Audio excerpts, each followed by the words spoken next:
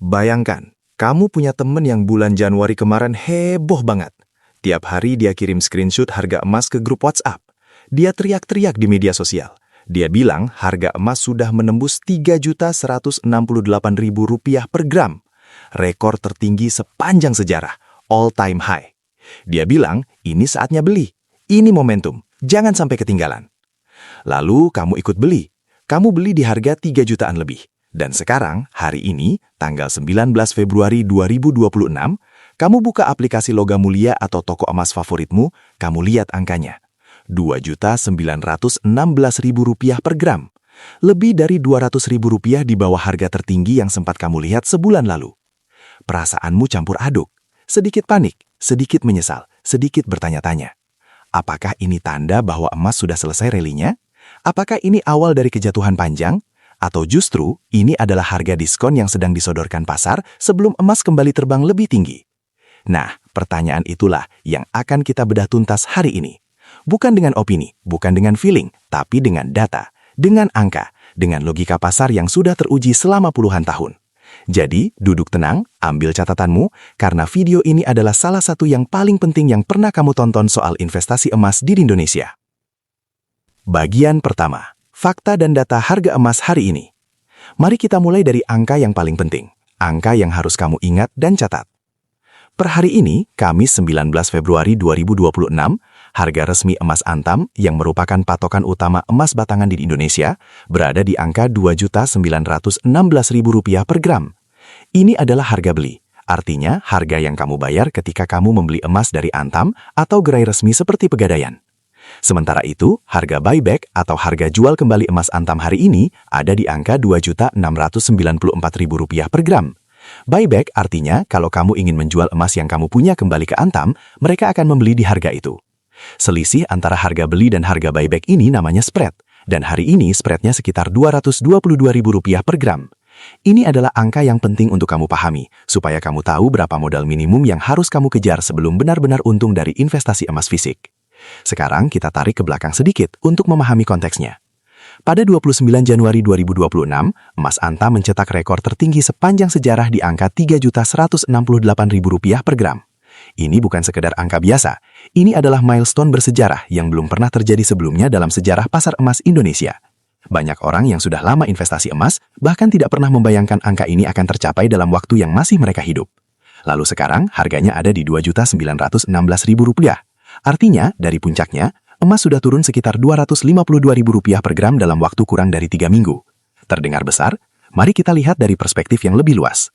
Kembali ke akhir tahun 2025, tepatnya awal Januari 2026, harga emas Antam ada di kisaran Rp2.515.000 per gram. Itu adalah titik awal dari rally luar biasa yang kemudian membawa emas naik lebih dari Rp650.000 dalam waktu tidak sampai 1 bulan. Sekarang dengan harga Rp2.916.000, kita masih berada Rp401.000 di atas posisi awal Januari 2026. Artinya secara year to date atau sejak awal tahun 2026 ini, emas masih mencatatkan kenaikan yang sangat signifikan. Kita bukan sedang menyaksikan kehancuran, kita sedang menyaksikan koreksi setelah kenaikan yang sangat cepat dan sangat tajam. Untuk memudahkan kamu memahaminya, bayangkan begini. Kalau seseorang naik tangga 10 anak sekaligus dalam waktu sangat singkat, wajar sekali kalau dia kemudian berhenti sejenak, mengatur napas, bahkan mundur 1 atau 2 anak tangga untuk menemukan pijakan yang lebih stabil. Tapi dia tidak jatuh ke bawah, dia masih jauh lebih tinggi dari posisi awalnya. Itulah yang sedang terjadi pada harga emas sekarang. Bagian kedua, kenapa emas bisa melesat begitu tinggi di Januari 2026?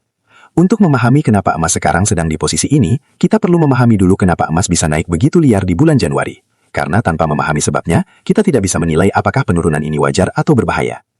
Ada beberapa faktor besar yang bertumpuk-tumpuk dan menyebabkan lonjakan harga emas di awal 2026. Faktor pertama adalah ketegangan geopolitik yang memanas. Konflik antara Amerika Serikat dan Iran kembali memanas di awal tahun. Ditambah dengan perundingan damai antara Rusia dan Ukraina yang berjalan sangat alot. Pertemuan pertama di Jenewa bahkan berakhir hanya dalam 2 jam dengan hasil yang tidak memuaskan. Presiden Zelensky sendiri menyebut diskusi tersebut sangat sulit. Ketika ada ancaman perang atau konflik besar, investor dari seluruh dunia langsung lari ke aset yang paling aman. Dan aset yang paling aman itu sudah sejak ribuan tahun namanya sama, emas. Faktor kedua adalah aksi bank-bank sentral di seluruh dunia yang terus memborong emas dalam jumlah masif. Data World Gold Council menunjukkan bahwa pembelian bersih emas oleh bank sentral global sepanjang 2025 mencapai lebih dari 1.000 ton, angka tertinggi dalam 1 dekade terakhir.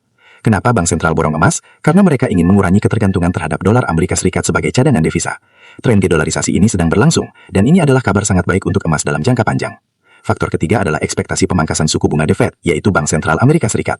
Kenapa ini penting untuk emas? Begini logikanya. Emas tidak memberikan bunga atau dividen, tidak seperti deposito atau obligasi yang memberikan imbal hasil tetap. Jadi ketika suku bunga tinggi, orang lebih tertarik menyimpan uang di deposito atau beli obligasi yang memberikan keuntungan rutin. Tapi ketika suku bunga mulai turun atau diekspektasikan akan turun, emas menjadi lebih menarik karena biaya kesempatan untuk menyimpan emas menjadi lebih kecil. Pasar saat ini memperkirakan The Fed akan mulai memangkas suku bunga pada pertengahan 2026, kemungkinan sekitar bulan Juni, dan ini menjadi bahan bakar bagi para pembeli emas. Faktor keempat adalah inflasi global yang belum sepenuhnya jinak. Meskipun bank-bank sentral sudah bekerja keras menaikkan suku bunga selama beberapa tahun terakhir untuk meredam inflasi, biaya hidup di berbagai belahan dunia masih terus naik. Di Amerika Serikat, The Fed masih berjuang mencapai target inflasi 2% mereka. Di Indonesia, meskipun inflasi relatif terkendali, dampak dari kenaikan harga komoditas global tetap terasa di dompet masyarakat. Ketika inflasi tinggi, uang tunai kehilangan nilai dengan cepat. Dan dalam situasi seperti itu, orang mencari aset yang bisa mempertahankan daya beli mereka. Emas adalah jawabannya. Semua faktor ini bertumpuk dan mencapai puncaknya di bulan Januari, mendorong emas ke level Rp3.168.000 per gram, angka tertinggi yang belum pernah tersentuh sebelumnya dalam sejarah pasar emas Indonesia. Bagian ketiga, lalu kenapa sekarang bisa turun? Ini pertanyaan yang paling banyak ditanyakan orang-orang yang baru mulai investasi emas. Padahal kalau kamu sudah cukup lama berkecimpung di dunia investasi, fenomena ini sangat mudah dijelaskan. Namanya profit taking, atau dalam bahasa Indonesia sederhana, aksi ambil untung. Bayangkan, kamu adalah investor yang sudah beli emas di bulan Oktober atau November 2025 saat harga masih di kisaran 2 juta hingga 2,3 juta per gram. Kemudian dalam waktu 3 bulan, harga emas naik ke Rp3.168.000. Kamu sudah duduk di atas keuntungan lebih dari Rp800.000 sampai Rp1.000.000 per gram. Kalau kamu punya 100 gram emas, itu berarti keuntungan di atas kertas sebesar 80 juta sampai 100 juta rupiah dalam waktu 3 bulan saja. Apa yang kamu lakukan? Logika manusia normal adalah mengamankan keuntungan itu. Jual sebagian, konversi menjadi uang tunai nyata, daripada cuma lihat angka naik di layar ponsel. Inilah yang dilakukan oleh para investor besar, institusi, dan trader di seluruh dunia secara serentak setelah emas menyentuh puncaknya di akhir Januari. Mereka mulai menjual. Tekanan jual yang masif ini yang kemudian mendorong harga turun dari Rp3.168.000 ke level saat ini di Rp2.916.000. Selain profit taking, ada juga faktor lain yang sedikit meredam euforia emas di awal Februari. Pertama, ada sedikit meredanya ketegangan geopolitik. Ketika ada laporan tentang kemajuan dalam negosiasi damai antara berbagai pihak yang berkonflik, meskipun kemajuan itu kecil, pasar langsung merespons dengan mengurangi posisi safe haven mereka. Beberapa investor mulai mengalihkan dananya kembali ke aset berisiko seperti saham yang memberikan potensi keuntungan lebih tinggi. Kedua, ada ketidakpastian soal kebijakan suku bunga The Fed. Notulen rapat terakhir The Fed mengungkapkan adanya perpecahan di antara para pejabat Bank Sentral Amerika. Sebagian ingin segera memangkas suku bunga jika inflasi terus turun, tapi sebagian lagi lebih memilih mempertahankan atau bahkan memperketat kebijakan jika inflasi ternyata masih membandel. Ketidakpastian ini membuat sebagian investor emas bersikap wait and see. Ketiga, ada penurunan permintaan sementara dari Tiongkok karena liburan tahun baru Imlek. Tiongkok adalah salah satu pembeli emas terbesar di dunia. Ketika pasar Tiongkok libur, likuiditas atau volume transaksi di pasar emas global berkurang, dan ini bisa memperparah pergerakan harga ke bawah karena tidak ada kekuatan beli yang cukup untuk melawan tekanan jual. Jadi penurunan dari Rp3.168.000 ke Rp2.916.000 ini bukan karena emas tiba-tiba menjadi tidak berguna, bukan karena ada krisis atau bencana yang menimpa pasar emas. Ini murni dinamika pasar yang normal dan bahkan sangat sehat. Bagian keempat, apa itu support level dan kenapa Rp2.916.000 sangat penting? Sekarang kita masuk ke salah satu bagian paling teknis dari video ini, tapi aku akan jelaskan dengan bahasa yang sederhana supaya semua orang bisa paham, termasuk kamu yang baru belajar investasi. Dalam dunia analisis pasar keuangan, dikenal istilah support level. Support level adalah level harga di mana ada cukup banyak pembeli yang siap masuk, sehingga harga sulit untuk turun lebih jauh dari titik itu. Bayangkan seperti lantai. Harga boleh turun, tapi ketika menyentuh lantai itu, ada kekuatan yang menahan agar tidak jatuh lebih dalam. Level Rp2.916.000 yang kita lihat hari ini adalah area support yang sangat penting secara psikologis. Kenapa? Pertama, karena ini adalah angka yang mendekati 2 juta. Angka bulat seperti 2 juta selalu memiliki daya magis di pasar. Banyak investor yang sudah menunggu untuk masuk atau menambah posisi ketika harga mendekati atau menyentuh angka psikologis ini. Ketika mereka mulai masuk secara bersamaan, tekanan beli akan melawan tekanan jual dan membentuk lantai yang kuat. Kedua, angka ini masih jauh di atas biaya produksi emas secara global. Berdasarkan data industri pertambangan emas, biaya produksi rata-rata untuk 1 gram emas di seluruh dunia adalah sekitar 60-70% dari harga pasar saat ini. Artinya kalau harga emas turun terlalu jauh dari level ini, perusahaan tambang akan mulai merugi dan mengurangi produksi. Pengurangan produksi berarti pasokan emas baru di pasar berkurang, dan ketika pasokan berkurang sementara permintaan tetap ada, harga akan kembali naik. Ini adalah mekanisme penyeimbang alami yang melindungi harga emas dari kejatuhan bebas. Ketiga, level ini secara historis konsisten dengan pola kenaikan harga emas sepanjang 2025 dan 2026. Harga emas selalu bergerak dalam pola tangga, naik, konsolidasi sejenak atau turun sedikit, lalu naik lagi lebih tinggi.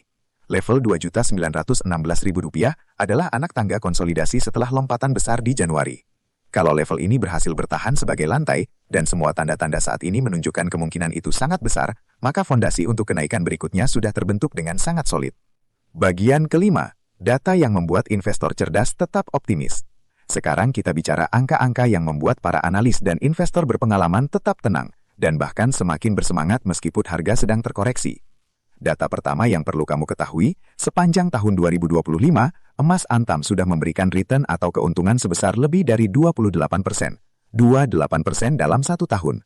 Bandingkan dengan deposito bank yang rata-rata memberikan bunga 5-7% per tahun. Bandingkan dengan inflasi yang sekitar 3%. Emas di 2025 jauh mengalahkan semua instrumen investasi konvensional. Data kedua, bahkan dengan penurunan saat ini, sejak awal tahun 2026, emas sudah naik lebih dari 15% dalam waktu kurang dari 2 bulan.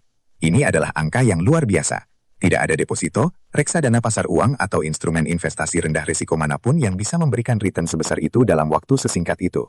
Data ketiga, survei tahunan London Bullion Market Association atau LBMA, yang merupakan organisasi internasional paling otoritatif di dunia untuk pasar emas, menunjukkan para analis memproyeksikan rata-rata harga emas di 2026 berada di level yang sangat tinggi. Bahkan sejumlah analis dari bank-bank besar dunia seperti Deutsche Bank memperkirakan harga emas masih punya ruang kenaikan yang signifikan di sisa tahun 2026 ini. Data keempat, World Gold Council atau WGC, lembaga riset internasional yang secara khusus menganalisis pasar emas global, dalam skenario moderat memperkirakan emas bisa naik 5-15% lagi dari level saat ini. Dan dalam skenario bullish, di mana kondisi ekonomi memburuk dan resesi mengintai, emas bisa naik 15-30% lagi. Kalau kita hitung dari harga Rp2.916.000 hari ini, kenaikan 15% berarti harga emas bisa menyentuh Rp3.353.000. Kenaikan 30% berarti Rp3.790.000 per gram. Angka yang tentu saja sangat menarik. Data kelima, pembelian emas oleh Bank Sentral Global masih sangat kuat. Ini bukan sekedar tren sesaat, ini adalah pergeseran struktural jangka panjang. Cina, India, Polandia, Turki, dan puluhan negara lain terus menambah cadangan emasnya karena mereka ingin mengurangi ketergantungan terhadap dolar Amerika Serikat. Permintaan sistemik sebesar ini adalah jaring pengaman yang sangat kuat bagi harga emas. Mereka tidak akan melepas emas yang sudah mereka beli hanya karena ada koreksi kecil. Bagian keenam, faktor risiko yang harus kamu waspadai.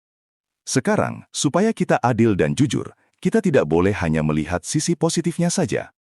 Ada faktor-faktor yang bisa menekan harga emas dan harus kamu waspadai sebagai investor yang cerdas. Risiko pertama adalah kebijakan The Fed yang lebih ketat dari ekspektasi. Kalau ternyata inflasi di Amerika Serikat tidak kunjung turun dan The Fed memutuskan untuk mempertahankan atau bahkan menaikkan suku bunga, ini bisa menjadi angin sakal yang kuat bagi harga emas. Ketika suku bunga tinggi, dolar Amerika menguat, dan emas yang dijual dalam satuan dolar akan menjadi lebih mahal bagi pembeli dari negara lain, sehingga permintaan global bisa turun. Risiko kedua adalah penguatan dolar Amerika Serikat secara signifikan. Harga emas secara global berkorelasi negatif dengan kekuatan dolar. Artinya, ketika dolar menguat, harga emas dalam dolar cenderung turun. Untuk Indonesia, ada dimensi tambahan. Kalau dolar menguat sementara emas dunia turun, dua-duanya belum tentu saling mengimbangi. Fluktuasi ini bisa memengaruhi harga emas lokal kita secara tidak terduga. Risiko ketiga adalah meredanya ketegangan geopolitik secara tiba-tiba. Kalau tiba-tiba ada berita besar tentang tercapainya perjanjian damai antara Rusia dan Ukraina, atau meredanya ketegangan AS-Iran secara dramatis, maka sentimen safe haven akan berkurang drastis, dan banyak investor akan mengalihkan dananya ke aset berisiko seperti saham. Ini bisa memicu penurunan harga emas yang cukup signifikan dalam jangka pendek. Risiko keempat adalah kemungkinan koreksi lebih lanjut sebelum pemulihan.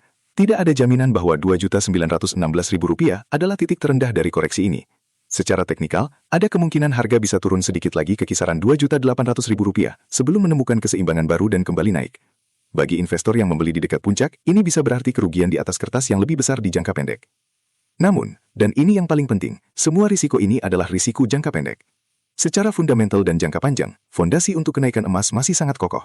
Faktor-faktor struktural seperti pembelian bank sentral, inflasi global, dan tren dedolarisasi tidak akan hilang dalam semalam. Bagian ketujuh, pelajaran dari sejarah harga emas Indonesia.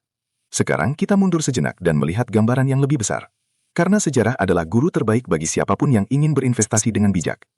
Ingatkah kamu bahwa 2 tahun lalu, di awal 2024, harga emas Antam masih berkutat di kisaran Rp1.200.000 hingga Rp1.300.000 per gram? Banyak orang yang menganggap harga itu sudah mahal dan memilih untuk menunggu turun lebih dulu sebelum membeli. Kemudian harganya tidak turun, malah naik terus. Akhir 2024, harga emas sudah menembus Rp1.600.000. Mereka yang menunggu mulai panik dan akhirnya beli di harga lebih tinggi. Lalu naik lagi ke Rp1.900.000, naik ke Rp2.000.000, melewati Rp2.500.000, dan puncaknya di awal 2026 ini menyentuh Rp3.168.000. Kalau kamu beli di Rp1.200.000 dan memegang sampai hari ini dengan harga Rp2.916.000, kamu sudah memperoleh keuntungan lebih dari 143%. Uang 10 juta yang kamu investasikan 2 tahun lalu, hari ini sudah menjadi sekitar Rp24 juta. Sementara orang yang menyimpan 10 juta di deposito dengan bunga 6% per tahun selama 2 tahun, uangnya hanya menjadi sekitar Rp11,2 juta. Tidak sampai separuh dari yang diperoleh investor emas. Tapi tentu saja perlu juga disebutkan sisi sebaliknya. Emas pernah mengalami periode yang sangat menyakitkan bagi investornya. Pada periode 2013 sampai 2015, harga emas global mengalami koreksi panjang dan menyakitkan. Di Indonesia, harga emas Antam sempat turun dari sekitar Rp500.000 ke Rp450.000 per gram dan bertahan di level rendah cukup lama. Mereka yang panik selling saat itu justru rugi. Tapi mereka yang bertahan dan terus mengakumulasi akhirnya terbayar lunas ketika siklus kenaikan berikutnya datang. Pelajaran besarnya adalah, emas adalah aset siklus. Dia bergerak dalam siklus naik, konsolidasi, turun koreksi, lalu naik lagi lebih tinggi. Yang membedakan investor yang berhasil dari yang gagal bukan soal kemampuan menebak kapan naik dan kapan turun secara presisi, tapi soal kesabaran dan disiplin untuk tetap pegang aset berkualitas meskipun ada turbulensi jangka pendek. Sebelum kita lanjut ke strategi konkret yang bisa kamu terapkan mulai hari ini, ada satu hal yang ingin aku sampaikan. Kalau konten seperti ini bermanfaat buatmu, bantu channel ini berkembang dengan cara yang paling sederhana. Klik tombol subscribe dan share video ini ke teman-temanmu yang juga sedang bingung soal emas. Karena dengan berbagi informasi yang akurat berbasis data, kita bisa sama-sama membuat keputusan finansial yang lebih cerdas. Dan itu dimulai dari satu klik yang sederhana. Bagian ke-8, memahami spread dan biaya tersembunyi investasi emas fisik. Ini adalah bagian yang sering dilewatkan oleh investor pemula, dan seringkali menimbulkan kekecewaan ketika mereka akhirnya sadar ada biaya yang belum mereka perhitungkan. Jadi mari kita bahas tuntas. Kita sudah tahu bahwa harga beli emas Antam hari ini adalah Rp2.916.000 per gram, dan harga buyback atau harga jual kembali adalah Rp2.694.000 per gram. Selisihnya adalah Rp222.000 per gram. Ini yang disebut spread. Artinya, kalau kamu beli emas hari ini, dan besok mau jual lagi, kamu langsung rugi Rp222.000 per gram, tanpa harga bergerak sama sekali. Ini bukan kejahatan, ini memang cara kerja bisnis emas fisik. Antam perlu margin untuk menutup biaya produksi, logistik, sertifikasi, dan keuntungan bisnis mereka. Karena itu, emas fisik Antam paling optimal sebagai investasi jangka menengah hingga panjang, minimal 3-5 tahun. Dalam rentang waktu itu, kenaikan harga emas historis selalu berhasil melampaui spread ini, dengan margin yang sangat jauh. Tapi ada juga alternatif untuk kamu yang ingin masuk dengan modal lebih kecil dan spread lebih tipis, tabungan emas digital. Platform seperti Pegadaian Digital, Tokopedia Emas, Shopee Tabungan Emas, atau aplikasi khusus investasi emas, memungkinkan kamu membeli emas mulai dari 0,01 gram, dengan spread yang biasanya lebih kecil dari emas fisik. Kelemahannya, kamu tidak memegang fisiknya langsung. Tapi untuk tujuan investasi jangka panjang, ini bisa menjadi pilihan yang sangat efisien. Ada juga instrumen lain yang perlu kamu pertimbangkan. Reksadana berbasis emas atau ETF emas yang diperdagangkan di Bursa Efek Indonesia. Ini memberikan eksposur terhadap pergerakan harga emas dengan biaya yang sangat efisien, dan fleksibilitas yang tinggi karena bisa dibeli dan dijual kapan saja selama jam bursa. Intinya, pilih instrumen investasi emas yang paling sesuai dengan tujuan keuanganmu, jangka waktumu, dan modalmu. Tidak ada satu solusi tunggal yang cocok untuk semua orang. Bagian ke-9, dollar cost averaging, strategi terbukti untuk pasar yang bergejolak. Ini adalah strategi yang paling sering aku rekomendasikan kepada siapapun yang bertanya soal cara investasi emas yang paling aman dan efektif, terutama di tengah kondisi pasar yang sangat volatil seperti sekarang. Dollar cost averaging, atau dalam bahasa Indonesia bisa kita sebut cicil rutin, adalah metode berinvestasi di mana kamu mengalokasikan jumlah uang yang sama secara rutin setiap periode tertentu, misalnya setiap bulan, tanpa memedulikan apakah harga sedang tinggi atau sedang rendah. Misalnya, kamu memutuskan untuk mengalokasikan Rp500.000 setiap bulan untuk membeli emas. Tidak peduli apakah harga emas bulan ini Rp2.916.000, atau Rp3.100.000, atau Rp2.700.000, kamu tetap beli dengan Rp500.000 itu. Ketika harga sedang tinggi seperti Rp3.168.000, uangmu akan mendapatkan gram yang lebih sedikit. Tapi ketika harga turun ke Rp2.916.000 seperti sekarang, uang Ansama mendapatkan gram yang lebih banyak. Dalam jangka panjang, rata-rata harga beli kamu akan menjadi lebih rendah dari rata-rata harga pasar secara keseluruhan. Ini adalah strategi yang sangat efektif untuk dua alasan besar. Pertama, kamu tidak perlu menebak-nebak kapan harga akan mencapai titik terendahnya. Tidak ada seorang pun di dunia ini, tidak ada analis terbaik, tidak ada AI paling canggih, yang bisa secara konsisten dan akurat memprediksi bottom price setiap saat. Mereka yang mengklaim bisa melakukan itu sedang berbohong kepada dirinya sendiri dan kepada orang lain. Kedua, strategi ini menghilangkan faktor emosi dari pengambilan keputusan investasi. Emosi adalah musuh nomor satu investor. Ketika harga naik, kamu jadi serakah dan ingin beli lebih banyak di puncak. Ketika harga turun, kamu jadi takut dan ingin jual di bawah. Dua-duanya adalah perilaku yang merugikan. Dengan cicil rutin yang otomatis, kamu memaksakan disiplin yang menyelamatkanmu dari keputusan emosional yang buruk. Aku punya contoh nyata yang sangat ilustratif. Bayangkan dua orang, Arif dan Budi. Keduanya mulai investasi emas di awal 2025 dengan total modal yang sama, 6 juta selama 1 tahun. Arif menggunakan strategi cicil rutin Rp500.000 per bulan. Dia beli setiap bulan, tidak peduli kondisi pasar. Budi mencoba timing pasar. Dia simpan semua uangnya dan menunggu harga turun sebelum beli. Tapi karena emas terus naik sepanjang 2025, dia akhirnya panik di bulan Oktober dan menghabiskan semua 6 jutanya sekaligus di harga yang sudah naik tinggi. Tebak siapa yang hasilnya lebih baik di akhir tahun? Hampir selalu Arif. Karena dia membeli di berbagai level harga, termasuk di level yang lebih rendah di awal tahun. Sehingga rata-rata harga belinya jauh lebih rendah dari harga yang dibayar Budi, yang masuk semuanya di satu waktu ketika harga sudah tinggi. Kesimpulannya, mulailah cicil emas sekarang dengan jumlah yang kamu mampu. Dan lakukan secara konsisten setiap bulan. Jangan tunda menunggu harga turun lebih dalam. Karena pasar tidak bekerja untuk menunggu keputusanmu. Bagian ke-10, menjawab pertanyaan paling sering ditanyakan. Sekarang, aku akan menjawab beberapa pertanyaan yang paling sering muncul dari para penonton dan pembaca yang bertanya seputar kondisi emas saat ini. Pertanyaan pertama, apakah emas bisa kembali ke harga 2,5 juta per gram? Secara analisis teknikal dan fundamental, kemungkinan ini sangat kecil dalam waktu dekat. Seperti yang sudah kita bahas, biaya produksi emas terus naik setiap tahun. Permintaan dari bank sentral masih sangat kuat, dan faktor-faktor geopolitik yang mendorong permintaan safe haven belum hilang. Untuk harga bisa kembali ke 2,5 juta, kondisi dunia harus berubah sangat drastis. Tidak ada konflik, inflasi turun drastis, ekonomi global tumbuh sangat kuat, dan dolar menguat signifikan. Kombinasi semua kondisi ideal itu sangat sulit terwujud dalam waktu singkat. Pertanyaan kedua, kapan waktu terbaik untuk beli emas? Jawaban jujurnya adalah tidak ada yang tahu pasti. Tapi kalau kamu mau patokan sederhana, kondisi saat ini di mana harga sudah turun dari puncaknya dan masih dalam tren jangka panjang yang naik, historis adalah waktu yang lebih baik untuk masuk dibandingkan saat harga sedang di puncak dan semua orang sedang euforia. Pertanyaan ketiga, berapa persen dari total aset yang sebaiknya dialokasikan ke emas? Tidak ada angka yang berlaku untuk semua orang, tapi patokan umum dari berbagai analis keuangan adalah antara 5-20% dari total portofolio investasi.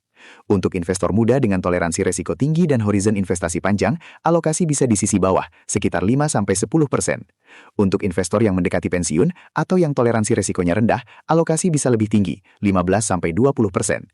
Ingat, emas adalah pelindung nilai, bukan mesin penghasil kekayaan cepat.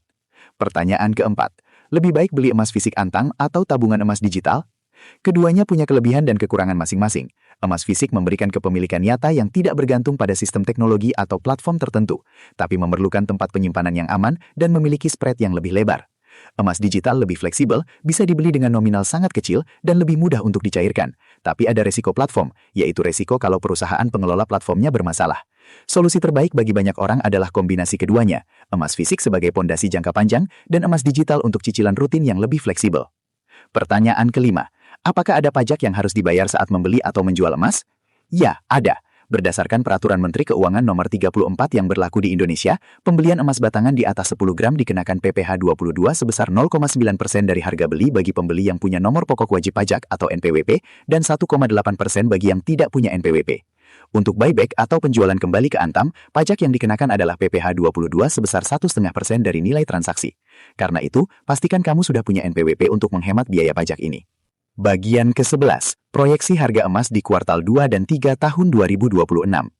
Sekarang kita bicara soal apa yang mungkin terjadi ke depan. Perlu ditekankan, ini bukan ramalan. Tidak ada yang bisa meramal harga dengan pasti. Tapi dengan melihat data dan faktor-faktor yang sedang berlaku, kita bisa membuat skenario yang masuk akal. Dalam jangka pendek, yaitu Maret dan April 2026, ada beberapa faktor yang perlu kamu pantau. Pertama, data inflasi Amerika Serikat. Kalau inflasi AS dirilis bulan Maret menunjukkan angka yang lebih tinggi dari ekspektasi, itu bisa berarti The Fed menunda pemangkasan suku bunga. Ini bisa menjadi tekanan jangka pendek bagi emas. Sebaliknya, kalau inflasi terus turun menuju target 2% The Fed, ekspektasi pemangkasan suku bunga di Juni akan semakin kuat, dan ini bisa menjadi bahan bakar bagi kenaikan emas. Kedua, perkembangan geopolitik. Perundingan damai Rusia-Ukraina dan ketegangan AS-Iran adalah dua faktor yang bisa berubah secara tiba-tiba. Kalau ketegangan meningkat lagi, emas akan kuat. Kalau ada kemajuan signifikan menuju perdamaian, emas bisa tertekan. Ketiga, pergerakan nilai tukar rupiah. Pelemahan rupiah terhadap dolar Amerika bisa menjadi faktor yang mendorong harga emas lokal naik, meskipun harga emas dunia tidak bergerak. Ini karena emas dihargai dalam dolar, jadi kalau rupiah melemah, diperlukan lebih banyak rupiah untuk membeli jumlah dolar yang sama. Untuk paruh kedua 2026, yaitu semester 2, banyak analis yang lebih bullish atau optimis terhadap emas. Alasannya adalah ekspektasi pemangkasan suku bunga The Fed yang diperkirakan dimulai sekitar Juni. Kalau ini terwujud, emas historis selalu bereaksi positif. Selain itu, ada beberapa siklus utang negara-negara besar yang akan jatuh tempo di paruh kedua 2026 yang bisa memicu ketidakpastian dan arus masuk ke aset safe haven.